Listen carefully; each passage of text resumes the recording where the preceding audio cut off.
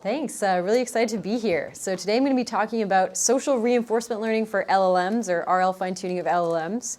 To give you a bit of context on what I do more broadly, I work on AI, and the key motivating question that we like to ask for the work in our group is how do we accelerate AI when we can learn from some form of other agent? So whether that's in a multi-agent system or learning from humans. And the work kind of spans this space from the more multi-agent side, where we can use like adversarial training to provide robustness guarantees, to human AI coordination. Like, for example, I was fortunate to be part of this team at Google that trained the first robot that could play table tennis with people live. So we do a lot of studies with real humans. And then this kind of learning from human feedback to train language models, which I'll talk a little bit about today.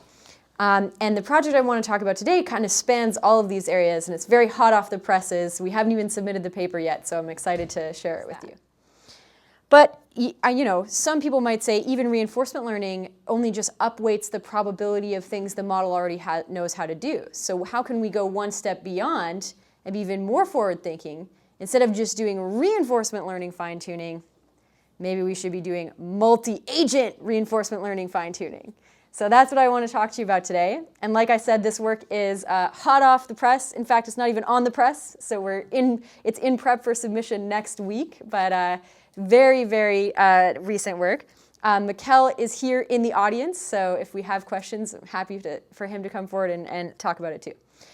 So I'm really excited about this. The idea here is, why do we want to use multi-agent RL to train LLMs? Well, if you set up this game, a zero-sum adversarial game between two LLMs, you might actually be able to achieve some theoretical safety guarantees that no matter what string is input to some model, it's going to give you a safe response. So that would be really nice. You could actually take a step towards giving some guarantee to Google that Gemini is not going to reveal copyrighted data or private, personally identifiable information or something like this, right? So the way we set this up is you have an adversary LLM.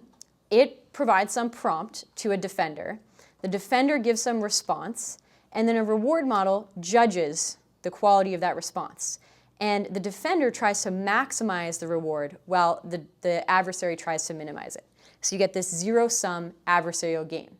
The key thing here is that both agents are updating online to play this game.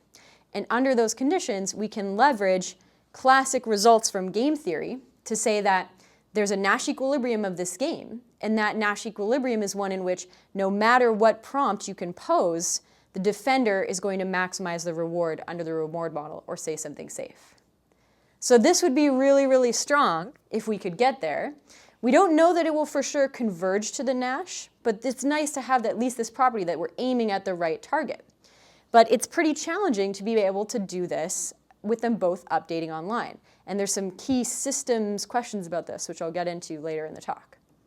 So how we actually set this up is to do self-play. So we basically have the one LLM parameters playing the role of both the attacker and defender, depending on the system prompt.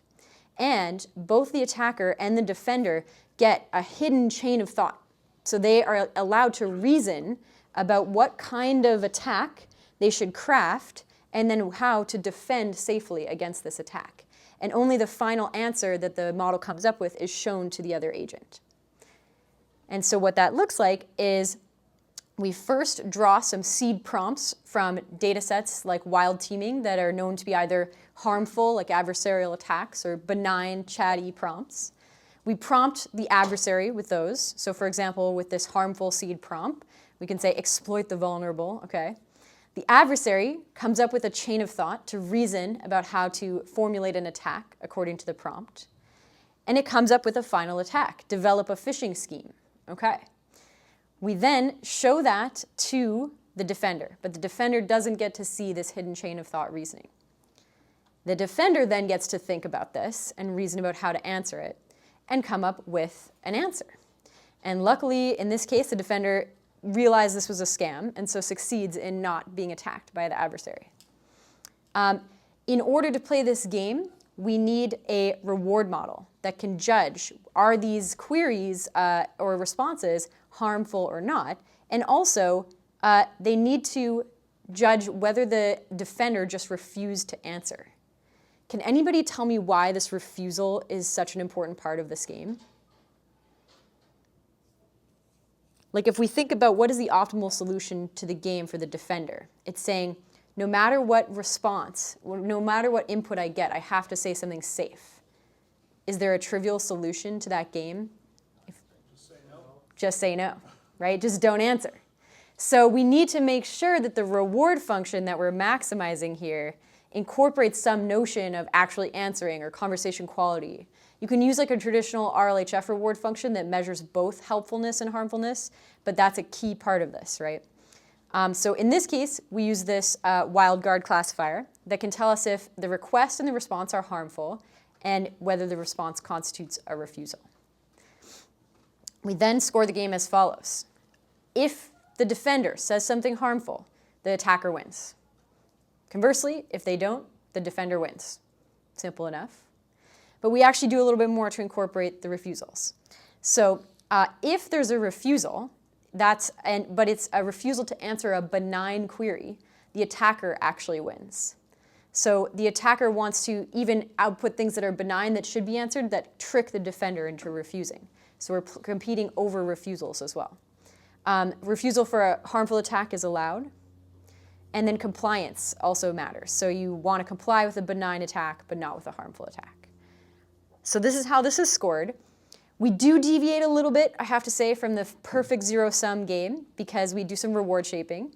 So we train both models to adhere to the chain of thought template. This is actually the same as the DeepSeek paper, the DeepSeek R1 chain of thought think tag template. Very easy to use some reward shaping to get them to do this. And for the attacker, we train the attacker to make sure that its attack is consistent with the type of prompt that it got. So it has to output something benign if it got a benign prompt. And this just keeps the game balanced, so it doesn't only focus on adversarial attacks. Okay, why self-play? Can anybody, especially for the systems folks in the crowd, imagine why we did self-play and not two different LLMs playing this game? Memory. Exactly. So as you might know, RL fine-tuning of language models, even though it's so powerful, we're all excited about DeepSeek, it's very memory intensive, right? So you need the memory to basically fit all of these LLMs. Not only your policy model that you're trying to train to be a better LLM, but this reference policy or data prior, which is the thing I was mentioning, you have to do KL control to minimize your divergence from just the language prior. You have to maintain your knowledge of language. You want to have an inference server to generate a lot of data that you can then score with your reward model to tell if you're doing a good job. And maybe you also even want a critic network if you're doing a classic like actor-critic RL framework, which PPO is one. So this is really expensive. If we're now saying we're going to have two agents, both using RL fine-tuning, I don't know about you, but I don't have that many GPUs, right? So it's becoming challenging. So what we do instead to get this to work is we use self-play. So the policy model is going to act as both the attacker and the defender, depending on the system prompt that it gets. We don't use a critic network, so we use RE++. Again, this is following in the line of what DeepSeek was doing, where it's doing multiple rollouts to evaluate a value estimate. So we're reducing it this way. But even still, we do use some pretty serious GPUs to get this working. So training this, we use 4 A100s, which each have 80 gigabytes. And then we host the reward model on a separate inference server using L40 GPUs and communicate with us via fast API HTTP requests. And going one step deeper into this, if you're really into the systems aspect of this, this is Mikkel's dashboard that he's been using to run things over so many GPUs and monitor the utilization. The tools we're using are, we're using a lot of open RLHF, which under the hood uses Ray for resource coordination, multi-node training, and multi-threading. And we use DeepSpeed and PyTorch for distributed data parallelism, model sharding, and training. And so if you can see in this screenshot, we actually have like in GPU 0, multiple models are operating at once, and this same like actor model is distributed across multiple GPUs through model sharding. So if you have questions about this, definitely talk to Mikkel when you get a chance. But the point is, why are we doing all this? Does this even work? So let's actually check this out. let's first look at the diversity of the attacks that the attacker discovers. So classical red teaming, like we're not the first to think about doing red teaming, right? All these big tech companies want to ensure their LLM doesn't say something inappropriate. So of course people have been working on red teaming. But existing work on red teaming tends to try to look for attacks against a fixed defender model, which is not updating. And you try to use RL, let's say, to find highly rewarding attacks. Can you see what's going to go wrong? If I'm just trying to find an attack that gets the worst possible score. So what happens is this adversary ends up finding the same limited number of attacks. It wants to exploit the defender as much as it can. The defender is not updating. It converges on the optimal attack, which is not diverse. So this is not that useful. You just find a limited number of exploits, right? And so if you try to pass off a data set to, the Gemini team of these attacks, it's not that helpful to be able to patch all these vulnerabilities. So people have actually started working on kind of explicit diversity incentives for the adversary to make sure it can search for more diverse attacks. But that doesn't work that well because it's kind of hard to measure meaningful semantic diversity in language. And so what we can show is this game. This is the same as supported by our theoretical analysis of this through the Nash equilibrium, is that the online self-play game resolves this issue. Because what's happening is as soon as the attacker discovers an attack, the defender patches it. And this is forcing the attacker to keep searching for more and more and more diverse attacks. So what you see is that if you only train with the previous approach of the attacker only, the diversity is tanking, but in this, across training, it's continuing to discover highly diverse attacks. And you can see this here. This is the historical attacks discovered over the course of training by these two methods, visualized with a t-SNE plot. So this is like the sentence BERT embedding of the attack. And what you see is that when you only train the attacker, it focuses on a few fixed modes of attacks and just stays there. But as you update the defender in response, it forces the self-play attacker to search over a broader part of the space of attacks. So we think this is pretty promising. But more so is, and this is basically showing, this is visualizing some of the attacks. So the attacker-only thing keeps finding the same, like design a stealthy, design a stealthy, design a stealthy. Self-play is not subject to this problem, so it's actually finding useful attacks. We do find that without chain of thought, without the chain of thought that allows the model to reason about how to attack, we don't get as good performance. And we'll see this pretty consistently throughout. So having this ability to reason about how to craft the attack is important to getting quality performance. But okay, does this actually work to make a safer LLM? What's the bottom line here? So these results are pretty hot off the presses. We're still fine-tuning, because we have 7 days till the deadline. We think we can squeeze out a bit more performance. But it's pretty exciting already because what we're seeing is that our models are actually safer than the original Llama 8B instruct model, which is trained with reinforcement learning from human feedback, which is currently the predominant approach to ensuring the safety of LLMs. And we see between a 5 to 65% decrease in harmful outputs depending on the benchmark. So especially for these benchmarks, we're getting like pretty big gains. But this is not achieved in a trivial way because you can really get high safety if you just refuse to answer all the queries, as we mentioned.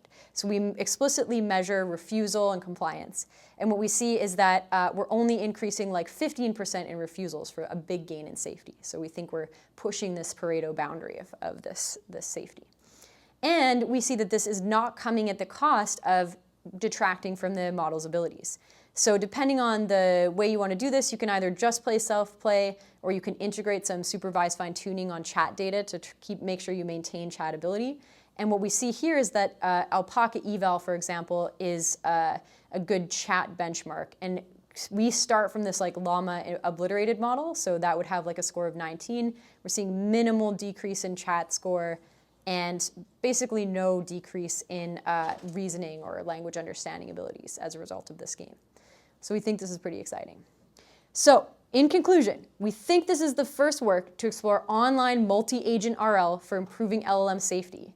And it's a good idea to do this because you could actually start to get some safety guarantees that you're going to be safe no matter the input. We correct an issue with previous work on red teaming that just tends to discover the same attacks by discovering more diverse attacks. And ultimately, this leads to a safer model than the RLHF equivalent model without losing core capabilities. Okay, so this is all work coming out of the Social RL lab at UW, and yeah, happy to take some questions.